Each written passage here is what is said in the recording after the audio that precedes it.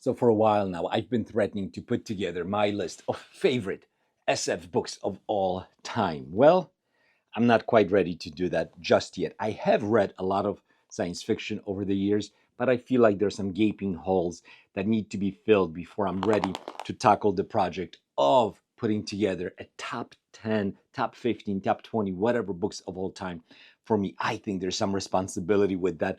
I'm not ready. But a lot of booktubers, some friends of mine, some people that I admire and watch their videos, have been brave enough to put together their list of favorite books, different titles to these videos that they put together. But I watched 20 of those booktubers, those videos. I've over the last couple of days, it's been hours of watching videos, and I put together a list of top 10 favorite science fiction books based on their recommendations. So if they did a top 10, I would look at their top 3 books. Book number 3 would get 1 point, book number 2 would get 2 points, and book number 1 would get 3 points. Based on that, I put together a top 10. It's exciting, some surprises, some obvious choices as well. Let's start out with the books that just missed out on the top 10.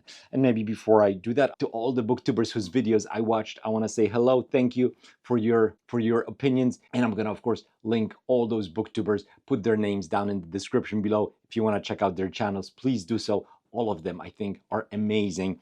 Now, and there are some booktubers whose videos I watch all the time who just haven't put together a list of top 10, like I haven't. So they're not included here. Let's get right into the ones that just missed out on the top 10. So we're talking about some big names here. We're talking, first of all, Ursula K. Le Guin with Left Hand of Darkness. Just missed out. Fantastic story, part of the Hainish cycle. I wonder if it would make my top 10. We'll see. House of Suns. Here's a book. Alistair Reynolds. Here's a book that would definitely make my top 10, top 15. Whatever I decide to do, this book is going to be on that list. Fabulous story, fantastic, epic science fiction read. I recommend House of Suns to anyone who has dipped their toes in SF already.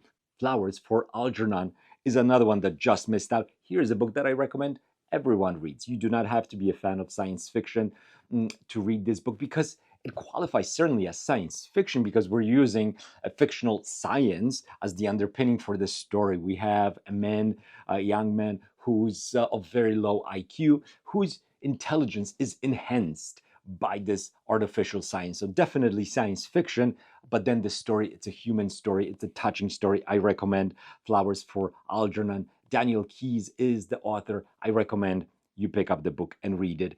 Have some tissues on the side. Rendezvous with Rama, Arthur C. Clarke, one of the most famous authors in science fiction, just missed out this list with Rendezvous with Rama. I remember reading this, I think, early 90s, and it was one of the books that got me into loving science fiction. Reading in English also was one of the first, I think it was the first science fiction book that I read in English.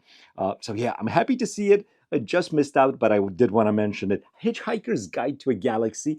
I thought it would be in the top 10. It missed out. I'm happy that it missed out because I did not love Hitchhiker's Guide to the Galaxy, Adams's book. Of course, a lot of people love it. I get it. I want to read it again. I think I went into that read maybe with different expectations. I did not know that it was going to be quite so ridiculous, but I know that there's a lot of interesting things smuggled in the story. So I do want to reread it. Hitchhikers just missed out. Childhood's End is a fabulous story. Another one. So this is second time Arthur C. Clarke misses out on the top 10. That's unfortunate, but I did want to mention Childhood's End.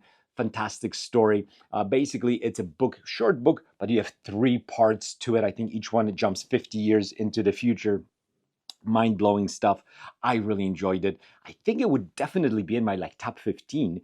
It might be my favorite Arthur C. Clarke. Although Rendezvous with Ram, I just remember loving it so much many 30 some years ago when I read it. I need to reread it. I know the movie's coming out also, so that's gonna be a good time to reread it before I go see the movie. Project Hail Mary. Now, if House of Suns maybe is not your best book to start reading, if you're new to the genre of science fiction, Project Hail Mary, I think, is a good choice for beginners. There is some science, but who cares? The story is easy, propulsive, easy to get into. The writing is very readable, And there is a fantastic character in the story that I don't even want to mention for to avoid spoilers. Just read Project Hail Mary. It's not for everyone, of course. If you're looking for hard SF, you may not love it, but I think it's fantastic for beginners. Maybe the best book for beginners to read if you're looking for to get into science fiction. So these are the near misses. There are a couple of names that did not come up in the top threes for these booktubers. Heinlein was nowhere to be found. Asimov also, no foundation anywhere, no iRobot anywhere. Interesting omissions, I suppose. But let's get into the top 10. Like I said, these booktubers are going to be linked down below. Check them out. At number 10, Contact. I was very happy to see Contact on this list. I love the book. Again, just like Rendezvous with Rama, this was early 90s that I read Contact. Then I loved the movie with Jodie Foster. Fabulous stuff, of course. Contact, written by Carl Sagan. Fantastic book. Fabulous read. Fun, thought provoking. Read Contact if you haven't. Watch the movie if you haven't. You must have seen the movie though. At number 9. At number 9, Solaris. So that's with 4 points. Contact had 3 points. Solaris got 4 points. I was happy to see it on this list. This is exciting for sure. Solaris, Stanisław Lem, one of my, it would be high, in my list. This is higher. This is not at number 9. It's definitely higher. Excuse me. So Solaris by Stanisław Lem, what a fabulous example of first contact with an alien that is just amazingly unknowable, a consciousness that is so unique, so different from our own that we have no hope of understanding it. But it does tell us something about us. And this story has horror elements. It's got elements of isolation. There's just so much happening in this story. There are some info dumps as well. You need to get through those, but it's a fantastic story. So thought-provoking, so beautiful, with, in my opinion, fabulous ending also. I love Solaris. You should read it. If you're going to read one Lem book, you should read Solaris. It's pretty easy to find it in bookstores as well. At number 8, Children of Time by Adrian Tchaikovsky. Oh boy, fabulous book. This, I think Children of Time was one of the first books that I read when I started the channel, and I really loved it. It's an epic story. It's a story of an uplift of a species. Spiders, no spoilers there. Fantastic story. Humanity at a brink. High concepts, far into the future. Fabulous stuff. Clash of cultures. Just a fabulous, fabulous book. Really, well, maybe slightly too long. In parts, I thought the pacing was off. But still, Adrian Tchaikovsky, thumbs up. I'm happy to see Children of Time at number 8 on this list. Of course, Solaris at number 9. Polish author Stanisław Lem. Tchaikovsky is of Polish descent, so that's cool. A little bit of trivia there. Now, number 7. Number 7. Here is a powerhouse that I assumed would be higher on this list. 1984. Orwell, classic, dystopia. Of course, dystopian novels are a completely separate subgenre of science fiction. You'll find them typically with lit fiction, not on the science fiction shelves, but clearly 1984 is a classic of science fiction, a classic dystopian, post-apocalyptic, a story that is difficult, that will challenge you. In my opinion, it's an essential read. It's probably my favorite dystopian novel, although The Road maybe would vie for that spot. The Stand, of course, Fahrenheit 451. There are so many amazing dystopian novels. Brave New World, fantastic.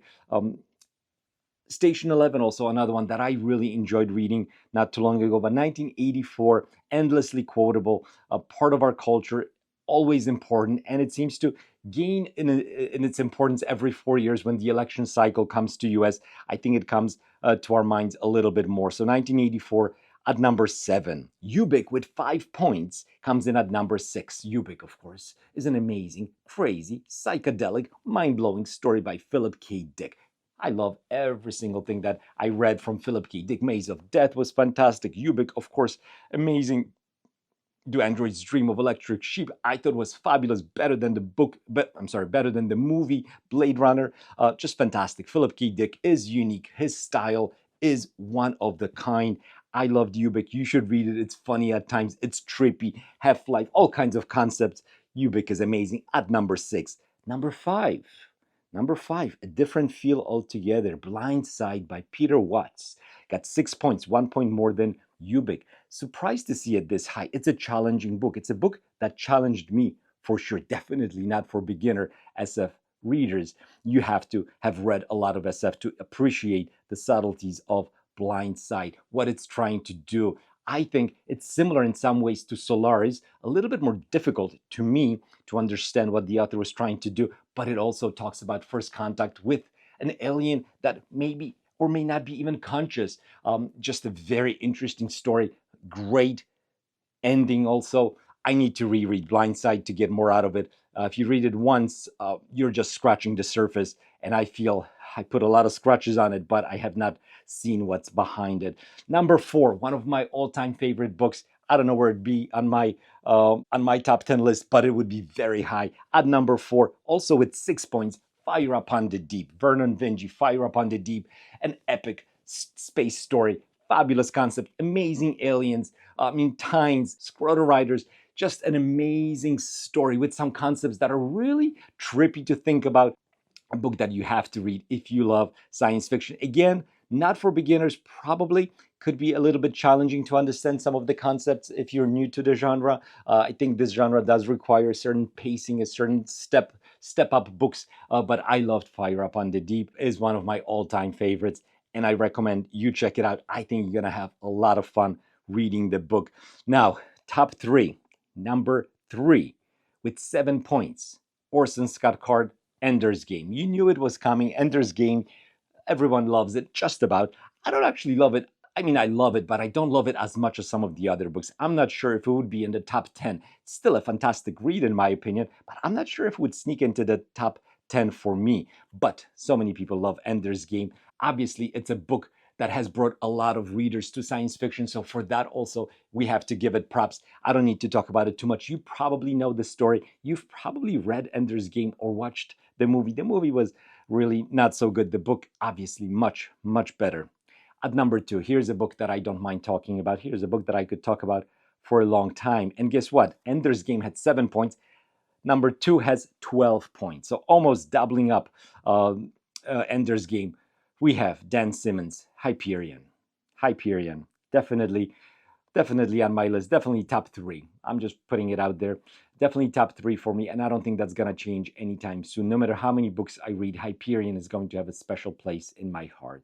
Canterbury's style adds something special and works so well for me in this story. High concepts. Again, not a great beginner book, but a book that I think anyone, even a beginner SF reader, will get something out of it. The more you've read, I think the more you'll get out of it. Each story is unique. Each story is different. I mentioned Canterbury style. So we have these pilgrims, 7 pilgrims who are traveling to the temples on the planet of Hyperion. Each one, as they're on their way, tells his or her story about why they think they've been chosen to be on this pilgrimage. Each story, in my opinion, is great. Some are obviously better than others, but just a book that really changed what I think about science fiction. Beautifully written, also at times, and it's just a fabulous book. Read it if you haven't. It's got a great villain in the Shrike, and of course, it's book one. And Fall of Hyperion is really where we get the big action, the resolution to what happens. We drop the frame narrative, and that's a fantastic read too. That's also one of my favorite books. Fall of Hyperion, I thought was great. But it definitely changes. It's a totally different read. You may love Hyperion and hate Fall of Hyperion. I happen to like them both. And at number one, no surprise, 14 points. So 1 point more than Hyperion. It was close, but Dune sneaked into the number one spot. Of course, I love Dune as well. Would not be in my top three, but I love the story. I was swept away by the story of Dune. The action, fabulous book. And of course, the recent movies have really brought new life to the book and also have brought a lot of new readers to the genre of science fiction. So that's incredible. I love it. Yeah, so here it is. Top 10 books based on choices, based on videos put out by BookTubers who I love to watch. Let me know in the comments down below what you think about these choices. What would be your top three science fiction books of all time? If you can list them, that would be amazing. I'd love to read about your choices. I'm sure there's going to be more variety. I'd love to hear some alternatives to these well-established, well-loved books. And now that I think about it, it just dawned on me that Frankenstein did not make the list, or I don't think it was even mentioned as top three by any of these booktubers. That's definitely an omission as well. So anyway, these kinds of lists are fun only because they're not definitive. You can argue all day long about the merits of a list like this. I get that. It's just something that I did for fun. I hope you enjoyed this video. If you did, don't forget to like. If you haven't subscribed, what are you waiting for? I'll see you next time. Bye.